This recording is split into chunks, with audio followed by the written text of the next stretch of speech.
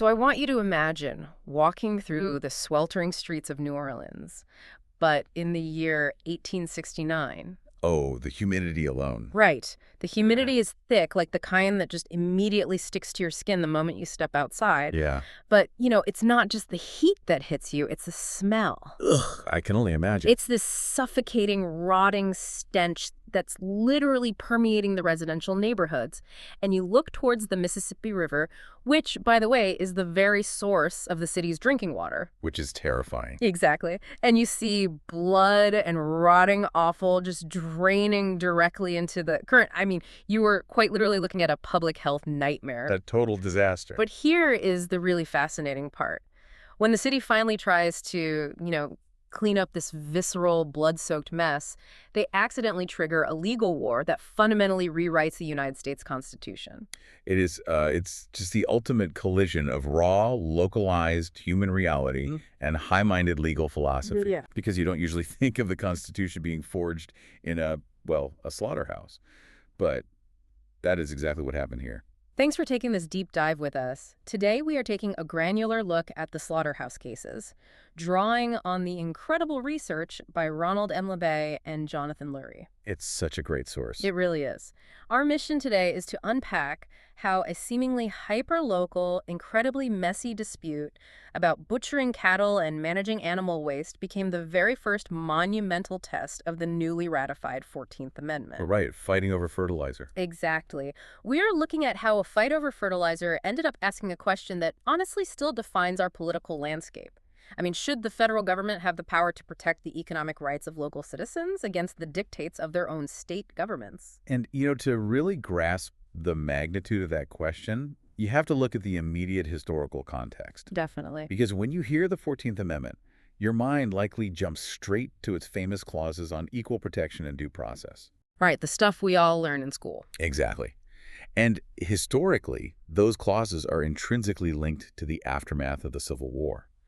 I mean, the amendment was drafted explicitly to protect the civil rights of newly freed slaves from unreconstructed, hostile state governments in the South. Yeah, it was designed to ensure that state borders couldn't just be used as a shield to deny basic human rights. It was intended to be the great equalizer, right? The mechanism that finally gave teeth to the phrase, all men are created equal by, allowing the federal government to step in when states failed. But the twist of the Slaughterhouse cases, and remember, this is the very first major Supreme Court interpretation of this sweeping amendment. Yeah.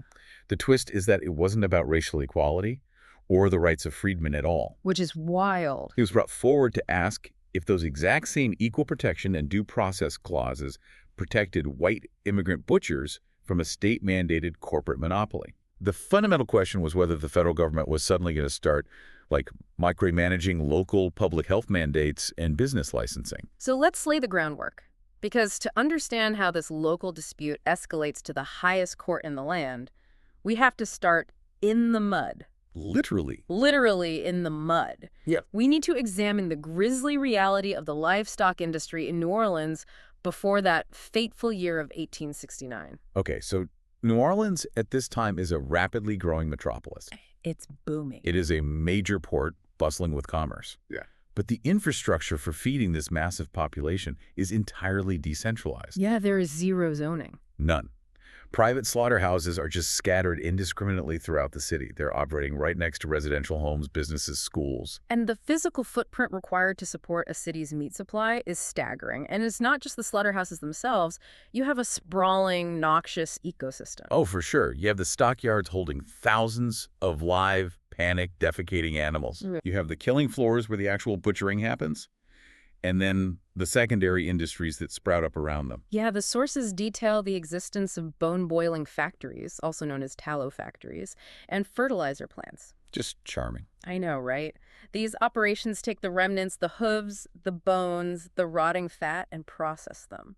And the environmental impact is almost impossible for us to conceptualize today. The waste generated by this decentralized system was just monumental. Yeah, you had animal blood and intestines being flushed through open, sluggish drainage canals and eventually making their way into the Mississippi River. Right, which was the drinking water. Mm. And because of this, the city was perpetually fighting off outbreaks of cholera and yellow fever. So bad. And, while they didn't have a modern understanding of germ theory just yet, they had the miasma theory of the day. The bad air theory. Exactly, the idea that bad air and putrefying matter caused disease. So it made it glaringly obvious that having dozens of unregulated slaughterhouses dumping offal into the drinking water was a lethal problem. Well, and the decentralized nature of it is what makes it a regulatory nightmare. The authors of our source material point out that with private slaughterhouses operating at all hours of the day and night across dozens of locations, it was completely impossible for the city to enforce any kind of sanitation rules. Right, you couldn't implement a system of meat inspection. No. You had diseased animals being slaughtered alongside healthy ones, and the meat just going straight to the local markets. It was a ticking time bomb. So the city was, desperate for a solution. And the legal mechanism available to them to fix this was something called the police power. Okay. Now, this is a concept that is foundational to American law, but it's often misunderstood because it has nothing to do with, law enforcement officers on the beat. Right. The police power is much broader. It's the inherent authority of a sovereign state government to regulate private property and private behavior to ensure the health, safety, morals, and general welfare of the public. It's the legal justification for why a state can tell you that you can't build a toxic waste dump in a suburban neighborhood, or why you have to adhere to building codes. And our source brings up a vital precedent to illustrate this. It's an 1851 decision by Chief Justice Lemuel Shaw of the Massachusetts Supreme Judicial Court in a case called Commonwealth v. Elger. Okay, what does Shaw say? He articulated the philosophy of the police power perfectly. He wrote that every holder of property, no matter how absolute their title to that property might be, holds it under an implied liability. An implied liability. Right.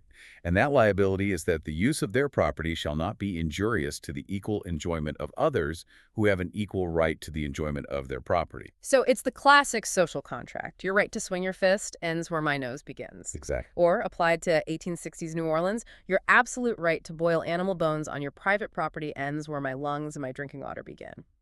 You can't claim property rights to justify poisoning your neighbors. Yeah, Shaw argued that enforcing this restriction isn't a violation of property rights. It's actually the necessary condition that makes civilized society function. Right. The state must possess the power to protect the public health. And when it came to managing the specific nuisance of slaughterhouses, the authors provide some incredible historical context. Oh, I found this part fascinating. Yeah, the idea of centralizing and regulating this industry wasn't some novel radical theory dreamt up by a tyrannical local government. It was an internationally proven, centuries-old health and safety measure. Right. The global precedent detailed in the book is staggering. We often frame these legal disputes as uniquely American clashes over liberty, but the concept of public slaughterhouses or abattoirs has deep historical roots. You can trace state-mandated public slaughterhouses back to Germany in the mid-13th century and to Paris in the 12th century. Wow. The book specifically points to 1807 when Napoleon Bonaparte issued a decree establishing 5 public slaughterhouses to serve all of Paris. And by 1818, the operation of private slaughterhouses was strictly forbidden within the Parisian city limits. I mean, if it's good enough for Napoleon's Paris, you'd think it would be a reasonable standard. You would think. And even more relevant to the timeline of our deep dive, by 1867, which is just 2 years before the New Orleans crisis really kicks off, those 5 Paris abattoirs were consolidated into one massive, state-of-the-art facility at La Valette. That's huge. And we don't even have to look across the Atlantic to find precedent. North America had a history of this as well. Right. New York City established a mandatory central abattoir all the way back in 1676. It was a privately owned facility, but it was franchised by the city, specifically to confine the messy business of slaughtering to one location and allow for municipal inspection. Okay, so wait. If consolidating slaughterhouses into a central abattoir was an internationally recognized, historically proven health and safety measure, why did the butchers in Louisiana react as though the state had just declared martial law? It's a great question. I mean, you don't get 42 lawsuits over a standard public health zoning ordinance. Something else had to be fueling this level of outrage. And that tension brings us directly to the specifics of the legislation. It wasn't merely the concept of consolidation that sparked the legal war. Okay. It was the precise mechanics of how the Louisiana legislature executed the consolidation and, critically, who was handed the keys to the new empire. Ah. Let's break down the explosive 1869 Slaughterhouse Act. The official title of the legislation was an act to protect the health of the city of New Orleans and to locate the stock landings and slaughterhouses. Very noble sounding. Very noble. On its face, it sounds entirely benevolent. But the mechanism it used was the creation of a brand new private corporation, the Crescent City Livestock Landing and Slaughterhouse Company. Right. The legislature didn't appropriate funds to build a public, municipally owned facility. Instead, they incorporated 17 specific individuals into this Crescent City company. And the charter granted this private company the sole and exclusive privilege to conduct the business of landing, keeping, or slaughtering animals for food. And the geographic scope of this exclusive privilege is just mind-boggling. The statute covered 3 contiguous parishes: Orleans, Jefferson, and St. Bernard. That's huge. It encompasses an area of 1,154 square miles. To put that in perspective, that is a massive, sprawling economic zone encompassing the entire metropolitan region and its surrounding rural supply lines. Yeah, and within that 1,154 square mile territory, the company was legally mandated to construct a grand slaughterhouse of sufficient capacity to accommodate all butchers. Okay. And they had to do this by a strict deadline of June 1st, 1869. Once that deadline passed, the law dictated that no livestock could be landed, confined, or slaughtered for the New Orleans market anywhere except at the Crescent City Company's proprietary facilities. Now, here is a nuance from the source material that completely shifted my perspective on the conflict. The word monopoly gets thrown around constantly in this case. And, when you first hear monopoly, you naturally picture a single company taking over the entire industry. Right, like Standard Oil or something. Exactly, like they fired all the independent butchers, hired their own staff, and became the sole purveyors of meat in the city. But that is fundamentally incorrect. The Crescent City Company did not hold a monopoly on the profession of butchering. They absolutely did not, and the authors are very careful to clarify this widespread misunderstanding. The monopoly was strictly geographical and infrastructural. Right. The statute explicitly compelled the Crescent City Company to allow any independent butcher to use the new grand facility. They were legally required to open their doors to their rivals. Absolutely. If an independent butcher arrived with a healthy animal and the Crescent City Company refused them access to the killing floor, the company was subject to a steep penalty of $250 for each and every refusal. Right. Yeah. The butchers remained independent tradesmen. They continued to purchase their own livestock, perform the slaughtering themselves, and sell the resulting meat at market. So their daily labor was largely the same. Exactly. They just had to perform the actual killing and processing at this single, centralized, privately owned location. I mean, the best analogy I can think of is the modern gig economy. It's as if the state government passed a law forcing all independent rideshare drivers to rent their vehicles from one specific state-approved mega garage. Oh, that's a perfect analogy. Right. You're still an independent driver, you still collect your own fares, and you still set your own hours. But you are legally barred from using your own car, and you must pay a daily rental fee to this one state-mandated garage. That captures the economic dynamic perfectly. The Crescent City Company was essentially functioning as a toll booth. A toll booth. Yes. The statute provided them with a highly detailed, legally fixed schedule of fees that they were permitted to charge the butchers for the use of the holding pens and the slaughterhouse floors. And while those fees were a steady stream of revenue, the authors point out that the Crescent City Company stood to make a massive fortune from something else entirely. Ah, yes. The byproducts. The law allowed the company to retain ownership of specific animal waste, the offal, the hides in certain cases, the blood, the bones. Which is where the real money is. Right. In the 19th century, this wasn't just garbage. It was highly lucrative raw material to be processed into agricultural fertilizer and tallow. I mean, they were turning a massive profit on the refuse of the independent butcher's labor. And the company's lawyers would later argue that this arrangement wasn't a restrictive monopoly at all. They framed it as a public utility that actually facilitated the labor of the working class. Okay, how so? Well, they argued that by providing a centralized state-of-the-art facility, the law actually lowered the barrier to entry for the butchering profession. That's a fascinating kind of counterintuitive point. I mean, if you wanted to be a butcher before 1869, you needed significant capital. Right, you needed land. You had to buy land, construct a slaughterhouse, build holding pens, and maintain the facility. But after the 1869 Act, any individual with enough credit to purchase a single cow could theoretically become a butcher. Because the heavy infrastructure was already provided for them. Exactly. So from an economic modeling standpoint, you could argue it democratized the trade. But to the established independent butchers of New Orleans, this logic was just insulting. They hated it. It felt profoundly oppressive. They were being legally coerced into paying a middleman, and a middleman they absolutely despised. And to understand the visceral hatred the butchers felt, we really have to look at the demographics and the political climate. The vast majority of the established butchers in New Orleans were immigrants from the Gascony region of France. Right. They were a tight-knit, fiercely independent community. Many of them had spent decades slowly building up their own small, private slaughterhouses. They viewed these properties as the culmination of their life's work.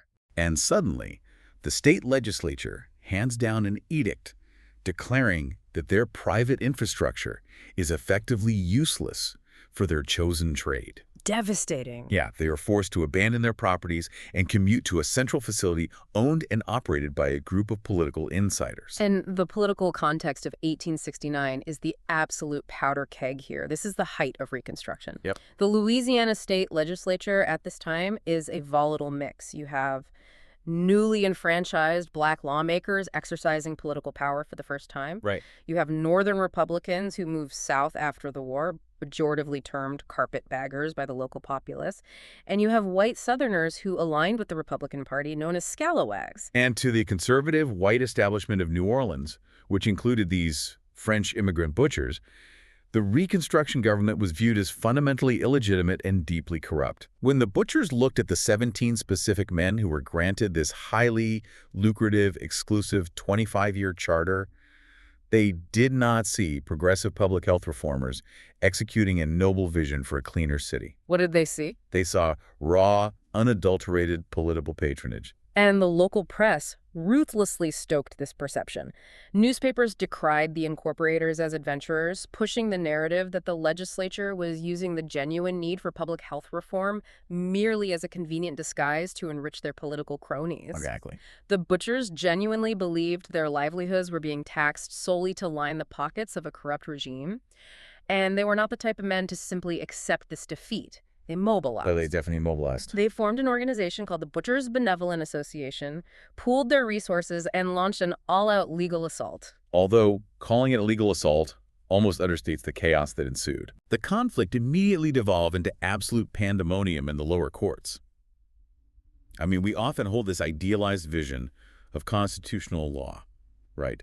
A clean, orderly progression from a local magistrate up through an appellate court, culminating in a dignified argument before the Supreme Court. Like it's all very organized. Right, but the reality of the Slaughterhouse litigation was more akin to a multi-jurisdictional street brawl. The sheer volume of litigation is staggering. The source material documents that within an incredibly short window of time, more than 42 separate lawsuits were filed regarding this single piece of legislation. 42 separate legal actions, all intersecting, contradicting, and overlapping. It's a mess. A total mess. And the structure of the New Orleans judicial system at the time practically invited this kind of chaos. There were multiple district courts, and attorneys were adept at venue shopping. Oh, of course. Yeah, they would hunt for a judge whose political leanings or judicial philosophy aligned with their client's interests. So you had a complete breakdown of legal order. The Crescent City Company was filing injunctions to force the butchers to comply with the charter. The Butchers' Benevolent Association was filing counter-injunctions to stop the company from building their grand facility. Right. The state attorney general was jumping into the fray. I mean, let's trace just a few of these conflicting rulings to illustrate the absolute paralysis of the local courts. Okay, so the Crescent City Company strikes first. They hire a prominent attorney named Randall Hunt and head straight to the 5th District Court, which is presided over by Judge Charles Lumont. Okay. Their argument is straightforward. The legislature granted them an exclusive franchise, and the Butchers' Benevolent Association is openly threatening to violate that franchise. So what does Judge Lumont do? He looks at the statute, agrees with the company, and issues an injunction against the butchers. Right. He essentially orders them to cease and desist any interference with the Crescent City Company's operations. It's a clear initial victory for the monopoly. But the butchers' legal team, they simply pivot. They take their arguments to a different venue, the 6th District Court under Judge Cooley. And Judge Cooley is clearly cut from a different ideological cloth. He appears highly sympathetic to the economic plight of the butchers. Very much so. The historical record notes Judge Cooley framing the butchers' immediate compliance with the act as merely a matter of dollars and cents, suggesting that the financial ruin of these independent tradesmen outweighs the company's charter. So Cooley takes the aggressive step of ordering the dissolution of Judge Lumont's injunction. However, Cooley attaches a massive condition to this dissolution. He requires the butchers to furnish a bond of $100,000. Wow. In 1869. In 1869, that is an astronomical, almost prohibitive sum of money. The high bond leaves the Crescent City Company legally free to continue asserting its monopoly rights, while the butchers are left technically fighting, but financially severely constrained. But the judicial whiplash doesn't stop there. The conflict then spills into the 7th District Court in front of Judge Collins. And this is where the situation moves from a stalemate to outright absurdity. Absolutely. The catalyst for Judge Collins' involvement is an individual named Franklin Pratt. Okay. Pratt was a wealthy, established businessman running a large-scale cattle operation before the 1869 Act was passed. And he flatly refuses to bring his cattle to the new Crescent City facility. He just ignores them. Exactly. Yeah. So the company, attempting to enforce their exclusive geographic rights, tries to legally force Pratt to comply. So Judge Collins hears the case and goes much further than just dissolving an injunction. He outright sides with Pratt and issues an injunction against the Crescent City Company. Yes. He explicitly orders the company to stop interfering with Pratt's private cattle business, effectively ordering the monopoly to stop trying to enforce the very charter the state legislature just granted them. So you have a situation where the local judiciary is entirely fractured. One judge is ordering the butchers to stand down, and a judge sitting in a different courtroom in the exact same city is ordering the monopoly to stand down. It is a constitutional traffic jam. And because the courts are paralyzed, the conflict inevitably spills out of the courtrooms and onto the streets and the riverways. Right. And the source material highlights an incredible real-world incident that perfectly encapsulates this chaos, involving a steamboat called the B.L. Hodge. Ah, the story is wild. The riverways were the primary arteries of commerce, and the B.L. Hodge was steaming down the Mississippi, loaded with cattle intended for the independent butchers of New Orleans. Right. So the Crescent City Company, fully aware that the local courts are deadlocked, decides to take physical enforcement into their own hands. Or just go rogue. Pretty much. They secure the cooperation of the local sheriff and literally intercept the B.L. Hodge. They physically seize the cattle off the boat, claiming the livestock can only be legally landed at their proprietary docks. And this aggressive seizure leads to a direct confrontation. A butcher named Louis Ruch marches up to the representatives of the Crescent City Company, these men, named Weed and Pratt, and demands an explanation for the confiscation of the livestock. And Weed, displaying just a staggering level of arrogance, dismisses Ruch. Right. He essentially tells the butcher that if he has a problem with the seizure, he shouldn't bother with the local district courts. Right. He tells Ruch to go complain to Justice Bradley. And that offhand, arrogant comment proves to be one of the most consequential miscalculations in legal history, because taking the fight to Justice Bradley is exactly what the butchers decide to do, and it permanently elevates this local turf war into a national constitutional crisis. Yeah, and to appreciate the gravity of this escalation, we need to explain who Justice Bradley is and what a United States Supreme Court justice is doing tangling with steamboat seizures in New Orleans. Right. So Joseph P. Bradley was a sitting Associate Justice of the United States Supreme Court. During this era of American history, the duties of a Supreme Court justice were not confined to hearing appellate cases in Washington, D.C. They were required to ride circuit. Meaning they physically traveled around the country. Exactly. The country was divided into geographic judicial circuits, and each Supreme Court justice was assigned to preside over the federal circuit courts in their designated region. Justice Bradley was assigned to the Southern Circuit, which encompassed the state of Louisiana. So by sheer geographical coincidence, a sitting Supreme Court justice happens to be holding federal court in the region precisely when the 42 lawsuit circus reaches its boiling point. Right. The legal team representing the butchers realizes the local state courts are a dead end, so they look for a way to get their case into the federal system. Yeah. They file a lawsuit in the U.S. Circuit Court, deliberately seeking out Justice Bradley. And Bradley's response is nothing short of an earthquake. He doesn't dismiss the case as a local zoning issue. He intervenes forcefully, issuing a sweeping federal order that protects the butchers from the monopoly. And the justification Bradley uses for this intervention is what makes this moment so historically massive. He doesn't rely on state commercial law or common law precedent. He reaches for the brand new, barely tested 14th Amendment. Because the timeline is crucial here. The 14th Amendment was ratified in 1868. This conflict is exploding in 1869, 1870. The ink on the Constitution is practically still wet. Exactly. And Bradley focuses intensely on the clause declaring that no state shall make or enforce any law which shall abridge the privileges or immunities of citizens of the United States. Bradley takes that phrase, privileges or immunities, and interprets it with breathtaking breadth. He applies it directly to the economic rights of these butchers. He issues a written opinion declaring that there is no more sacred right of citizenship than the right to pursue unmolested, a lawful employment in a lawful manner. Yeah, he elevates the ability to choose your own profession and operate a business without arbitrary state interference to a fundamental constitutionally protected right. He coins the powerful phrase, the sacred right of labor. The sacred right of labor. By deploying that concept, Bradley is telling the sovereign state of Louisiana that their massive public health initiative is unconstitutional under federal law. Right. He is using the Reconstruction amendments to shield white immigrant tradesmen from a state economic regulation. It was a wildly revolutionary interpretation. Bradley was signaling that the federal courts were now prepared to act as a backstop against state economic legislation if that legislation infringed upon individual economic liberty. So the situation on the ground is now officially out of control. To put it mildly. Right. The local judges are completely deadlocked. The monopoly is using sheriffs to seize cattle from steamboats.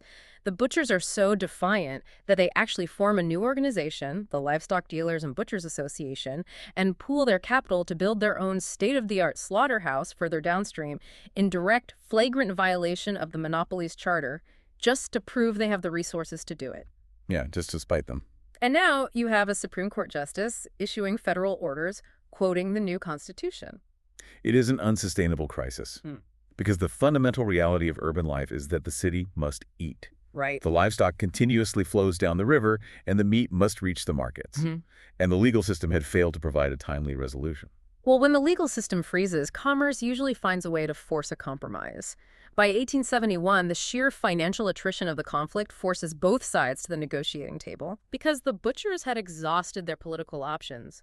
I mean, they'd actually managed to pass a repeal of the 1869 Act through the legislature, but Governor Henry Clay Warmoth vetoed it. They couldn't win politically. And the Crescent City Company, despite having the law on their side, was bleeding money fighting dozens of concurrent lawsuits. The cost of endless litigation was eroding the very profits the monopoly was designed to secure. So they broker this fragile, expensive truce. The Crescent City Company uses its massive capital advantage to simply buy out the competition. They purchased the rival Slaughterhouse, built by the Livestock Dealers and Butchers Association. Right. The transaction price was $195,000. They paid $25,000 in immediate cash and issued notes for the remainder. It was a strategic absorption of the rebel infrastructure. And for a very brief period, the butchers utilized this newly purchased facility. But the Crescent City Company eventually closed their original West Bank facility, forcing the entire industry to consolidate at the newly acquired location. Which didn't go well. No. Predictably, this operational shift immediately spawned a whole new wave of lawsuits from butchers like Jean Breton, who claimed the new location violated different aspects of their rights.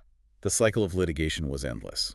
The $195,000 buyout was merely a financial band-aid on a gaping constitutional wound, because the underlying legal question had been unleashed by Justice Bradley. Does the newly ratified 14th Amendment empower the federal government to strike down state economic regulations and monopolies? Right. And that question was far too large to be contained in the district courts of Louisiana. It was a question about the fundamental balance of power in the United States. Yeah. And it was inevitable that this question would force its way up the judicial ladder, culminating in a showdown before the full United States Supreme Court in Washington, D.C. The timing of this showdown is incredibly significant. The consolidated cases finally reached the Supreme Court in February 1873. The court at this time is presided over by Chief Justice Salmon P. Chase. And to understand the mindset of the Chase Court, we have to recognize the deep psychological and political trauma of the era. Right. The American Civil War had concluded merely 8 years prior to these arguments. It was so fresh. And the scale of the devastation was omnipresent. Over 620,000 Americans had perished. The southern states were still undergoing the fraught process of Reconstruction, with federal troops actively occupying many areas to enforce civil rights and maintain order. Yeah. The nation was attempting to stitch itself back together while fundamentally altering its foundational document. And the existential anxiety gripping the Supreme Court revolved around the concept of federalism, the balance of power between the national government in Washington and the individual state governments. Right. Prior to the Civil War, the framework of American federalism heavily favored state autonomy. The original Bill of Rights, the first 10 amendments, was legally understood to restrict only the actions of the federal government. Exactly. If your local state legislature passed a law that violated your freedom of speech or seized your property unfairly, the federal Constitution offered you no protection. Your only recourse was to challenge the law under your own state's constitution in a state court.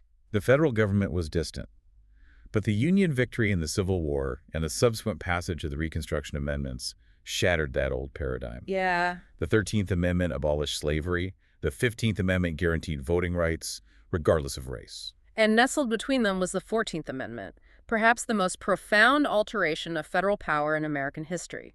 It established birthright citizenship, and its most critical clause explicitly stated, "No state shall make or enforce any law which shall abridge the privileges or immunities of citizens of the United States, nor shall any state deprive any person of life, liberty, or property without due process of law, nor deny to any person within its jurisdiction the equal protection of the laws." The language is majestic, but it is also incredibly broad. So broad. The Chase Court is looking at the Slaughterhouse dispute and staring into the abyss of unintended consequences.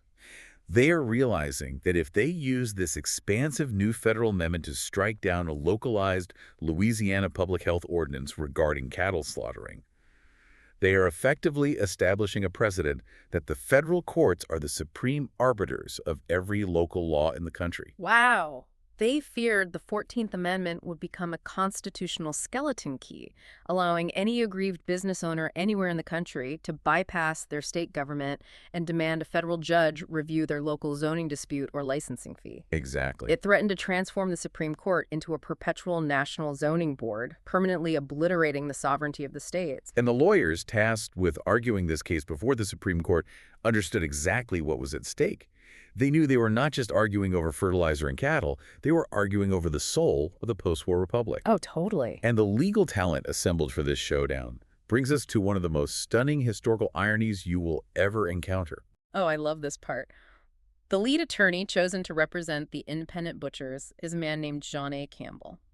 Campbell's biography makes him perhaps the single most fascinating figure in this entire legal saga. It really is.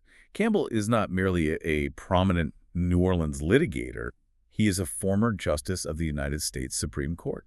Right. He was nominated to the Supreme Court by President Franklin Pierce in 1853.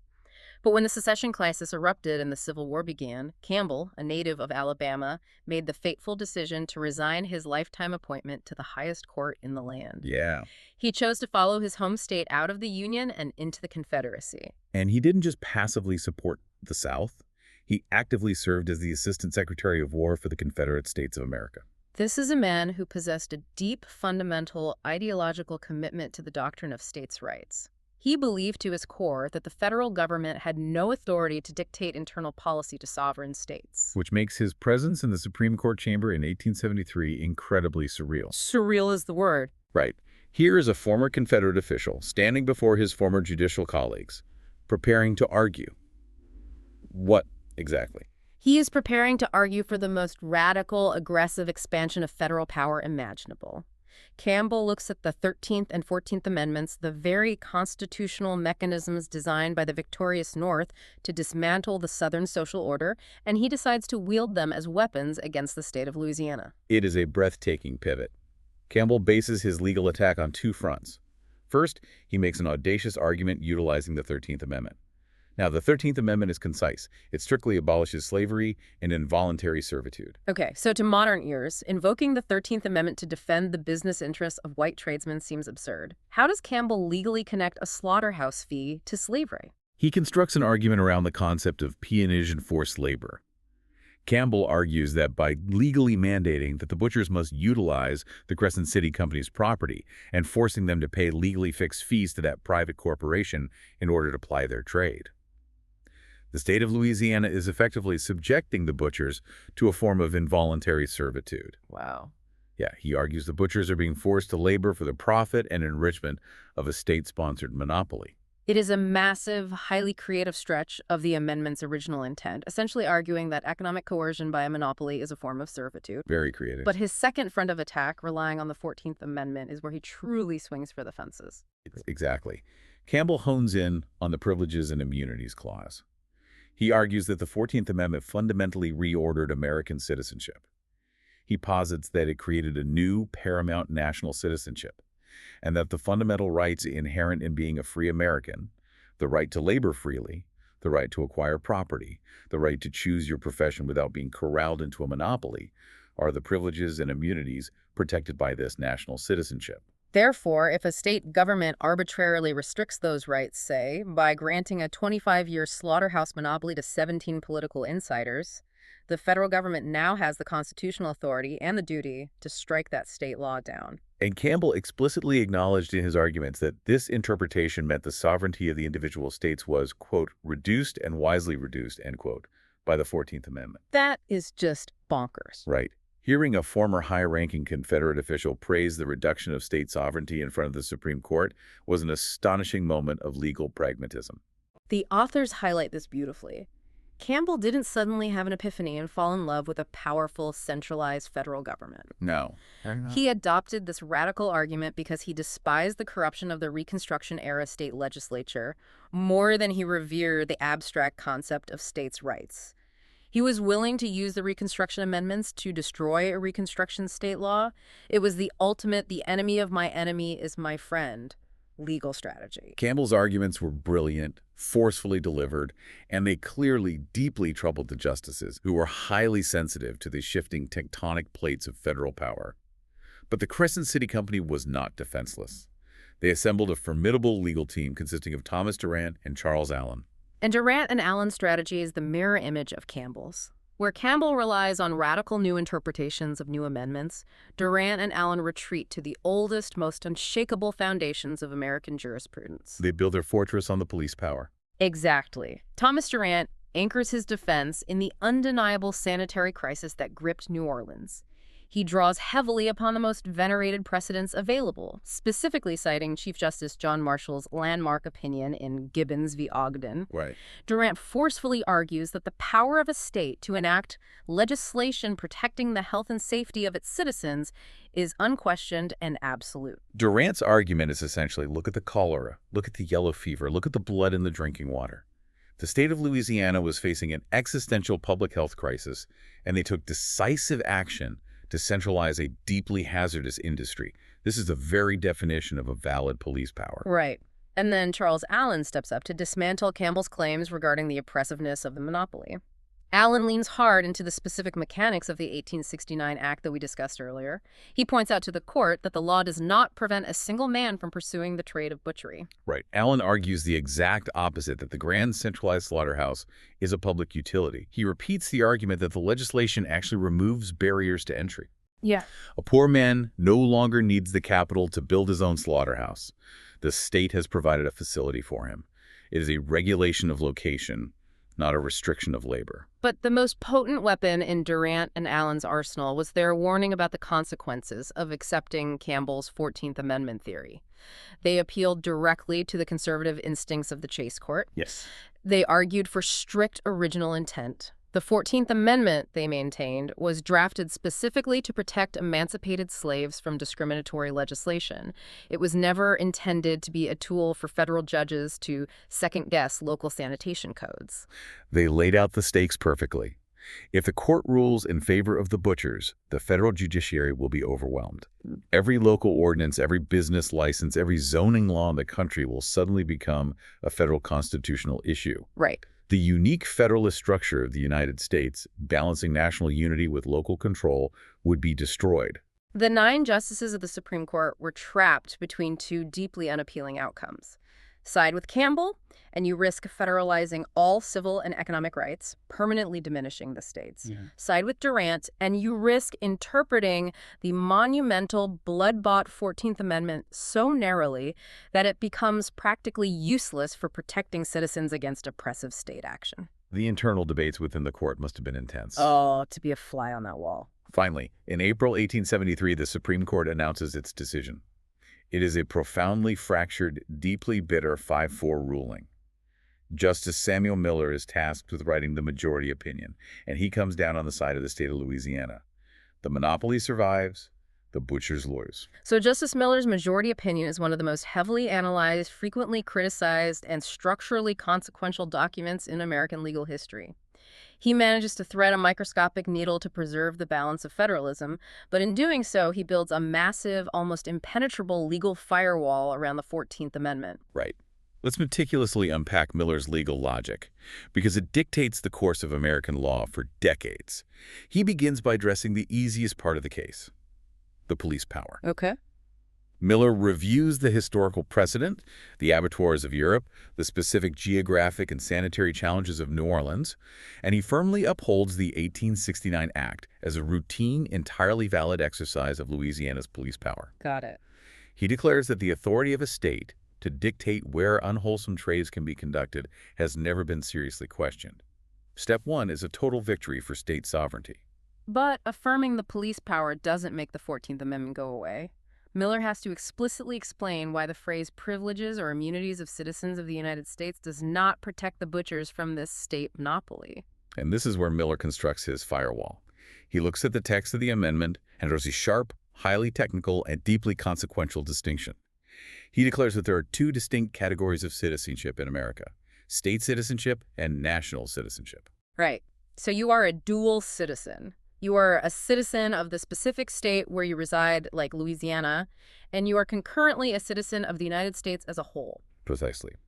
And Miller's critical interpretive move is to decree that the 14th Amendment's Privileges and Immunities Clause only protects the rights associated with your national citizenship. It provides absolutely no federal protection for the rights derived from your state citizenship. This sounds like semantic hair-splitting, but the practical implications are staggering. How does Miller define the difference between a national right and a state right? Well, Miller defines the privileges of national citizenship incredibly narrowly. Okay. He lists things like the right to travel freely to the seat of the federal government, the right to demand the protection of the federal government while on the high seas or in foreign jurisdictions, Right. the right to peacefully assemble and petition the federal government, and the right to use the navigable waters of the United States. Notice what is missing from that list. Miller is saying that the most fundamental, everyday rights that actually impact your life. The right to acquire property, the right to enter into legal contracts, the right to be protected from physical harm, and critically, the right to labor in your chosen profession. These are not rights granted by the federal government. Exactly. Miller categorizes those fundamental economic and civil liberties strictly as the privileges of state citizenship. Wow. And because they are state rights, they remain entirely under the jurisdiction and control of the state legislatures. The 14th Amendment, in Miller's view, did not suddenly transfer the guardianship of those fundamental rights to the federal courts. By defining the clause this way, Miller effectively gets it. He turns the Privileges and Immunities Clause into a dead letter. He looks at the butchers and says, your right to operate a slaughterhouse without monopoly interference is a matter for Louisiana to decide. Do not try to use the federal Constitution as a skeleton key to unlock the federal courts for your local business grievances. Right. And Miller's underlying motivation was preserving the structural integrity of American federalism. He explicitly wrote that he refused to believe that the Congress that drafted the amendment intended to constitute the Supreme Court as a perpetual censor upon all state legislation. Yeah. He believed that adopting Campbell's expansive view would destroy the very foundation of the Republic by centralizing all power in Washington. But Miller cannot ignore the historical reality of the Civil War completely. He has to explain what the 13th, 14th, and 15th Amendments were actually designed to achieve, if not a broad protection of civil rights.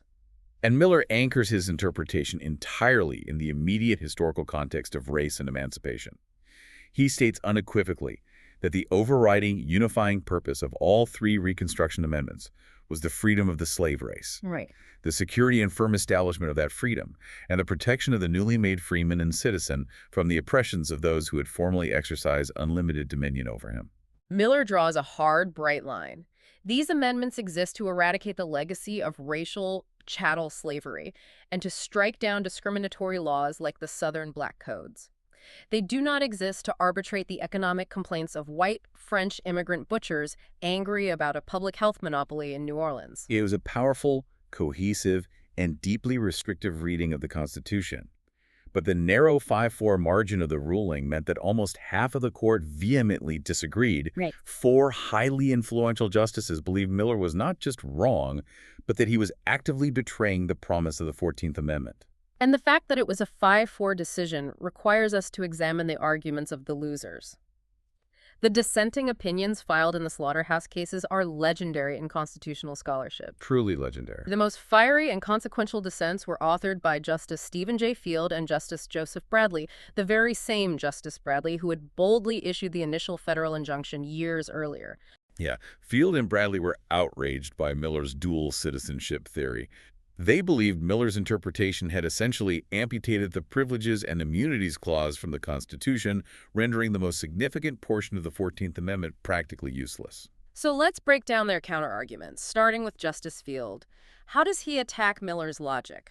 Well, Justice Field rejects the premise that the 14th Amendment's protections are narrow or solely racial in scope.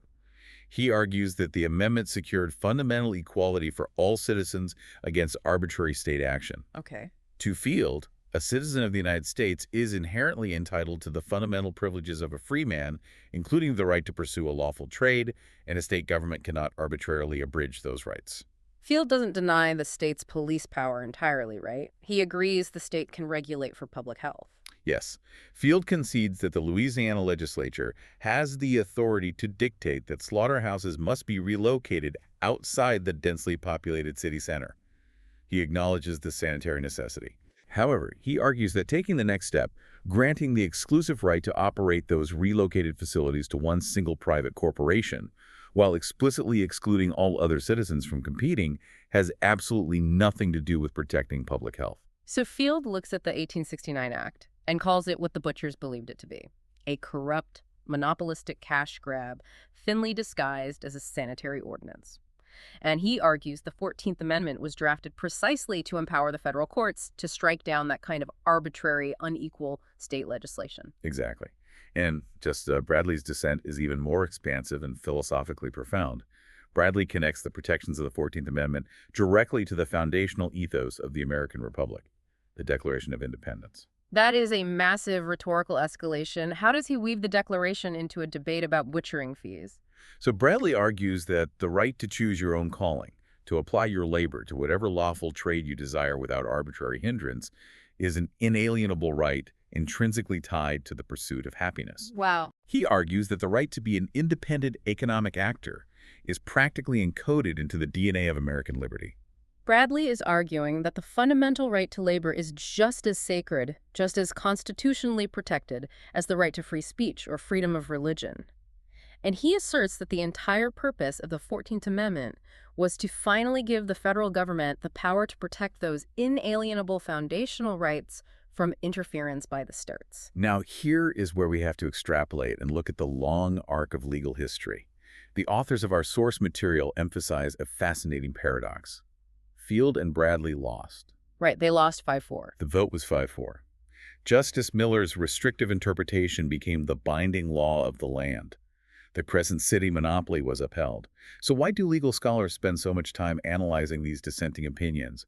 Why do they matter if they didn't win the case? They matter because while Field and Bradley lost the immediate battle over the New Orleans slaughterhouses, they successfully laid the intellectual and philosophical groundwork for a constitutional revolution that would sweep the nation decades later. Exactly. What Field and Bradley accomplished in their dissents was the decoupling of the 14th Amendment from its purely racial origins. Justice Miller insisted the amendment was solely about protecting former slaves. Right. Field and Bradley countered that the amendment was about protecting fundamental individual liberty, specifically property rights and economic liberty for every citizen, regardless of race. They wrote the rough draft of a completely new legal paradigm. They handed a detailed, sophisticated playbook to future generations of corporate attorneys. They provided the legal vocabulary concepts that would later be codified as liberty of contract and substantive due process. Yes. As America plunged into the Industrial Revolution, corporations facing new progressive era regulations, minimum wage laws, maximum hour laws, workplace safety regulations would rely heavily on the arguments pioneered by Field and Bradley. It's wild to think about. They planted the ideological seeds of laissez-faire constitutionalism, Yeah. the idea that the federal constitution heavily restricts the government's ability to regulate the free market. But before we get to the long-term legacy, we have to finish the immediate story of the Crescent City Company. Because you would naturally assume that after winning the constitutional battle of the century and securing the blessing of the United States Supreme Court, the incorporators of the monopoly just kicked back and counted their fertilizer profits for the remainder of their 25-year charter. You would certainly think so. But the reality of local politics is far more volatile than the serene rulings of the Supreme Court. The narrative has one final, brutal plot twist. Right. The Crescent City Company survived the legal gauntlet in Washington, but they were ultimately undone by the shifting political winds back home in Louisiana. We have to jump forward in time to the year 1879. The political landscape of the South has drastically changed. The Reconstruction era is crumbling. Yeah. Federal troops have largely been withdrawn.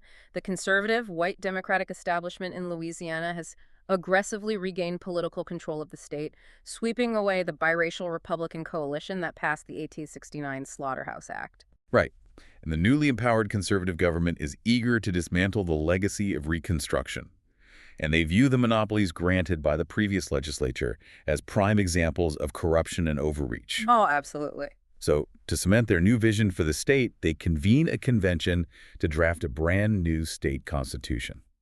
And this 1879 Louisiana Constitution contains a very specific, highly targeted provision, Article 258. This article explicitly and unilaterally abolishes all monopoly features in any existing corporate charters operating within the state. With a single stroke of the pen, the state of Louisiana effectively erases the Crescent City Company's ironclad 25-year monopoly. Just gone. The exclusive geographic privilege that they had spent years and untold thousands of dollars defending all the way to the Supreme Court was simply revoked by the state itself. The city of New Orleans, finally freed from the 1869 mandate, immediately begins taking steps to allow competing slaughterhouses to open. By 1880, a rival syndicate forms the Butchers' Union Slaughterhouse and Livestock Landing Company and prepares to enter the market. Predictably, the Crescent City Company refuses to quietly surrender their empire. They launch yet another massive lawsuit. Here we go again. Exactly. But their argument this time relies on a different part of the federal constitution, the contract clause. The contract clause essentially states that a state government cannot pass a law that impairs the obligation of existing contracts. Right. The Crescent City Company argues that their original 1869 charter was a legally binding contract forged between the corporation and the sovereign state of Louisiana.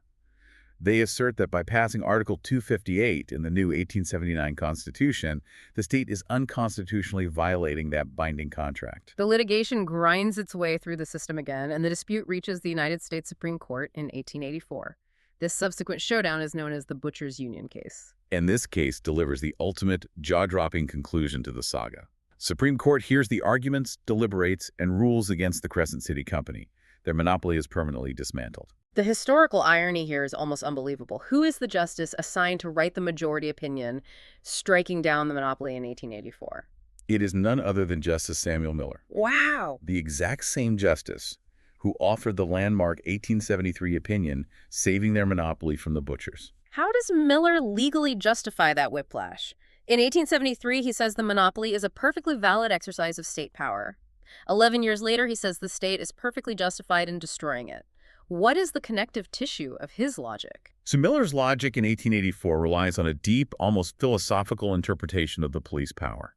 He argues that while a state legislature certainly has the authority to grant a monopoly to protect public health in the moment, as the 1869 legislature did, a legislature is constitutionally prohibited from permanently bargaining away the state's fundamental police power. Because the police power is an inherent aspect of sovereignty. You can't sell sovereignty. Exactly. Miller posits that the duty to protect the public health is so vital, so intrinsic to the function of government, that one legislature cannot permanently bind the hands of future legislatures regarding how that health is protected. That makes sense. If the 1869 legislature believed a monopoly was the best public health solution, they could implement it. But if the 1879 legislature subsequently decides that opening the market to competition is a better way to serve the public, they must have the sovereign flexibility to make that change. Therefore, the original 1869 charter wasn't a protected contract at all because the state never had the authority to contract away its future regulatory power. The state can give the monopoly under the police power, and the state can take the monopoly away under the police power. It is a logically sound argument regarding state sovereignty. But the final, most glaring twist of Miller's 1884 opinion is what he conspicuously leaves out. Oh. In striking down the monopoly, Miller relies entirely on this police power analysis. He virtually ignores his own monumental 14th Amendment framework from the 1873 Slaughterhouse cases. Wait, he just bypasses the massive legal fortress he built? The dual citizenship, the narrow definition of national privileges and immunities? He treats his own prior landmark analysis almost as dicta, non-binding, supplementary commentary. He essentially reframes history, stating that the only truly binding precedent established in the 1873 cases was that the original act was a valid exercise of police power.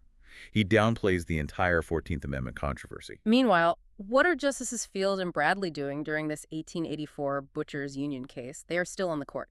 They are, and they concur with the final judgment. They are thrilled to see the monopoly end, but they write separate concurring opinions. Oh, I bet they do. And in those opinions, they happily and aggressively repeat the exact same dissenting arguments they made in 1873. They reiterate that the monopoly should be struck down not merely because of police power technicalities, but because it violates the fundamental, inalienable economic liberty protected by the 14th Amendment. They refuse to let their theory die. And their persistence ultimately pays off. The supreme irony of the Slaughterhouse cases is that the legal philosophy of the losers eventually conquered the legal philosophy of the winners. The legacy is unmistakable. By the turn of the 20th century, the composition of the Supreme Court changed, and the country was grappling with the massive economic disruptions of the Gilded Age. In cases like Allgaier v. Louisiana in 1897, the Supreme Court officially shifted course. They embraced the exact, laissez-faire constitutional doctrines championed by Field and Bradley. They began utilizing the 14th Amendment, specifically the Due Process Clause, rather than the Privileges and Immunities Clause Miller had hobbled to aggressively strike down state economic regulations left and right, enshrining liberty of contract as a paramount constitutional right.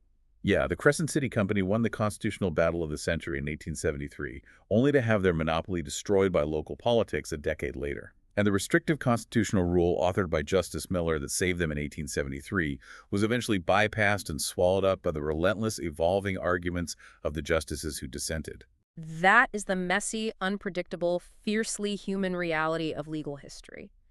It completely shatters the vision that constitutional law is handed down from on high in pristine marble halls, detached from the grit of daily life. Absolutely. The rules that govern the limits of our government and the extent of our liberties were shaped by angry French immigrants, corrupt Reconstruction politicians, aggressive steamboat seizures, brilliant lawyers executing radical ideological pivots, and the very visceral reality of animal waste festering in the Louisiana heat. The 14th Amendment may have been forged in the immense tragedy and moral clarity of the Civil War, but its operational boundaries, the practical rules dictating how it actually applies to American lives and businesses, were hammered out during a profoundly messy fight over offal and fertilizer. It is a brilliant reminder that when you start diagnosing the origins of our most fundamental laws, you are rarely standing on solid theoretical ground. More often than not, you are ankle deep in the muddy waters of human conflict. As we wrap up our deep dive into the blood, guts, and constitutional glory of the Slaughterhouse cases, I want to leave you with a final provocative thought. It's one of the great historical what-ifs to ponder. Consider what the American legal landscape would look like if Justice Miller had actually sided with the butchers back in 1873. What if he had fully embraced John A. Campbell's arguments and broadly applied the 14th Amendment to protect all fundamental economic rights from state interference? Yeah. On one hand, the federal courts would have instantly become the supreme, overwhelming watchdog over American business. The states might have been practically paralyzed, stripped of their power to regulate local industry, zoning, or public health without constant federal intervention.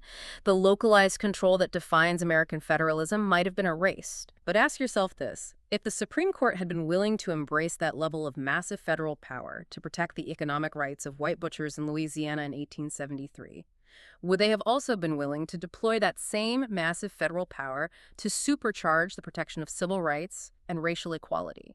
If the courts were aggressively striking down discriminatory business licenses, would they have been equally aggressive in striking down the suffocating, discriminatory Jim Crow laws that soon flooded the South? That's a huge question. Would an expansive reading of the 14th Amendment in 1873 have brought about civil rights decades earlier, or would that immense centralization of power have caused the fragile post-war American system to snap completely?